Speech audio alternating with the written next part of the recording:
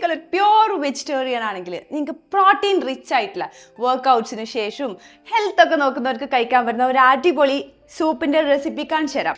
Broccoli, button mushroom, cashew nut, garlic, ഇവിടെ stock ഉള്ളതുകൊണ്ട് കുറച്ച് ഓയിസ്റ്റർ മഷ്റൂമും എടുത്തിട്ടുണ്ട്.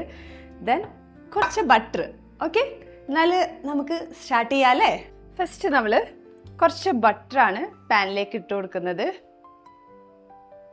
ബട്ടർ നിങ്ങളെ ആവശ്യാനുസരണം നിങ്ങൾക്ക് ഇട്ട് കൊടുക്കാം. ദെൻ നമ്മളെ ഗാർലിക്ക് കട്ട് ചെയ്തിട്ട് ഇട്ട് കൊടുക്കണം കേട്ടോ. ഗാർലിക്കിൻ്റെ ഒക്കെ ഒരു സ്മെല്ല് ഇങ്ങനെ മാറുന്ന സമയത്ത് ചെറുതായിട്ട്, ഒരുപാട് വേണ്ട, ഞാനൊരു 3 ഗാർലിക്കാട്ടോ ഇട്ടേക്കുന്നത്. ബട്ടർ ഒരുപാട് ഹീറ്റാക്കണ്ട, ജസ്റ്റ് ഒരു സ്മെല്ല് വന്നു തുടങ്ങി. ദെൻ ഞാൻ ചെയ്യുന്നത് മഷ്റൂം, നമ്മളെ ഓയിസ്റ്റർ മഷ്റൂം ഭയങ്കര ബ്യൂട്ടിഫുൾ അല്ലേ, ഇട്ടെടുക്കാം. ഷേപ്പൊന്നും വേണ്ട കേട്ടോ, ബിക്കോസ് ഇത് നമ്മൾ കുറച്ച് കഴിഞ്ഞാൽ മിക്സിയിലിട്ടിട്ട് പേസ്റ്റ് ആക്കുന്നതല്ലേ. എല്ലാം ഒരുമിച്ചിടാം. മഷ്റൂമിൽ വരുന്ന വാട്ടർ ഉള്ളതുകൊണ്ട് തന്നെ ബ്രോക്കോളി അങ്ങ് കുക്കായി കിട്ടും.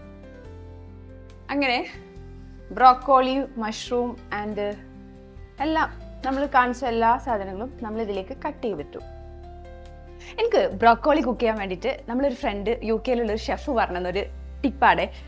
മീൻസ് ബ്രോക്കോളി നമ്മളിങ്ങനെ ജസ്റ്റ് ഇങ്ങനെ ആക്കിയതിന് ശേഷം കറക്റ്റ് 3 മിനിറ്റ്സ് ഇങ്ങനെ അടച്ചു വെച്ച് കഴിഞ്ഞാൽ അതാണ് ബ്രോക്കോളിൻ്റെ കുക്കിംഗ് ടൈം. അതേപോലെ ഷെഫുമാരൊക്കെ കാണാമെന്നുണ്ടെങ്കിൽ ഇങ്ങനത്തെ കുറേ ടിപ്സ് ചോദിക്കട്ടെ, ഞാൻ ചോദിക്കാറുണ്ട്. മറ്റേത് എപ്പോഴും എൻ്റെ ബ്രോക്കോളി ഇങ്ങനെ ഒന്നുകിൽ വേവ് കയറും അല്ലെങ്കിൽ വേവ് പിറ്റ കുറയും. അപ്പോൾ ഇതിൻ്റെ ഒരു മീൻസ് ഒരു കൺസിസ്റ്റൻ്റ് ആയിട്ടുള്ള കുക്കിംഗ് ടൈം അപ്പോഴാണ് മനസ്സിലായത് ഇവർക്ക് ഓരോ ടൈമൊക്കെ പഠിപ്പിച്ചു കൊടുക്കുന്നുണ്ട് എന്നുള്ളത്. എന്തായാലും ഞാൻ സെറ്റാക്കി, ഞാനത് കറക്റ്റാക്കി എടുത്തു. അപ്പം ഷെഫ് പറഞ്ഞ വർക്കായി. 3 മിനിറ്റ് കൊണ്ട് നമ്മുടെ സാധനം വെന്ത് കിട്ടിയിട്ടോ, കുക്കായി. ഇനി നമുക്ക് ഇതിലേക്ക് കാഷ്നട്ട് ഇടാം കേട്ടോ.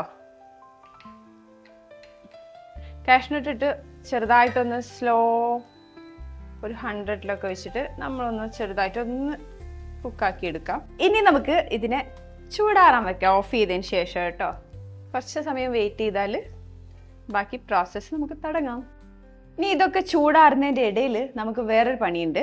ഇതിനൊരു തിക്നെസ് കിട്ടാൻ, ഒരു തിക്കി ക്രീമി കൺസിസ്റ്റൻസി കിട്ടാൻ വേണ്ടിയിട്ട് ആദ്യം നമ്മൾ കുറച്ച് വെള്ളം എടുത്ത് ഒന്ന് ചൂടാക്കണം. ഓക്കെ, അതിലേക്ക് കുറച്ച്, വളരെ കുറച്ച് കോൺഫ്ലോർ, ഒരു 1/4 ടീസ്പൂൺ. ഇനി ഇട്ടിട്ടില്ല എന്ന് വിചാരിച്ച് കുഴപ്പമില്ല കേട്ടോ, ഇട്ട് കൊടുക്കുക. നന്നായിട്ട് മിക്സ് ചെയ്ത് കൊടുക്കണേ. നമ്മൾ ബ്രോക്കോളിയൊക്കെ ചൂടാറി, അപ്പോൾ നമുക്ക് ഇതിലേക്ക് ഇട്ട് കൊടുക്കാം. കുറച്ച് വെള്ളം ഒഴിച്ചിട്ട് വേണം പേസ്റ്റ് ആക്കി എടുക്കാൻ കേട്ടോ. റെഡി. ഇനി നമുക്ക് ഈ ബ്രോക്കോളി, മഷ്റൂം, കാഷ്നട്ട് ഈ പേസ്റ്റ് നമുക്ക് ഇതിലേക്ക് ഒഴിച്ചു കൊടുക്കാം.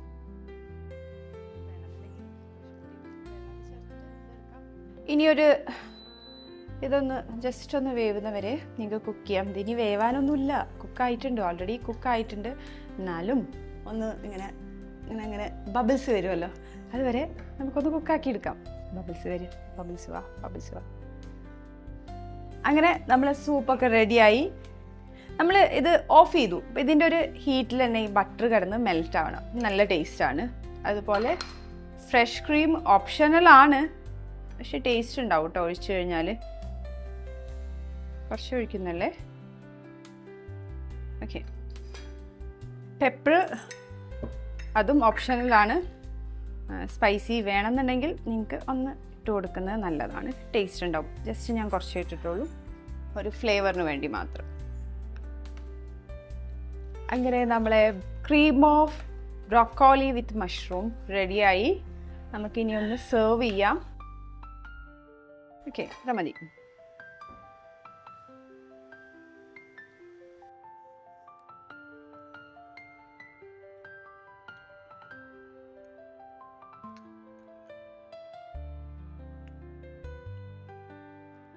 നല്ല മൗത്ത് മെൽറ്റിംഗ് ആണ്. ബ്രേക്ക്ഫാസ്റ്റൊക്കെ നിങ്ങൾക്ക് വേണമെങ്കിൽ ജസ്റ്റ് ഈ ക്രീം ഓഫ് ബ്രോക്കോളി മഷ്റൂം സൂപ്പും അതുപോലെ തന്നെ കുറച്ച് നട്ട്സും ഇട്ടാൽ അടിപൊളിയാണ്. ഒരു ഡേയിൽ ആ ഒരു ബ്രേക്ക്ഫാസ്റ്റ് നമുക്ക് ഒരു ഹെവൻലി ഫീൽ കിട്ടും. ട്രൈ ചെയ്ത് നോക്കണേ. Bye, have a nice day.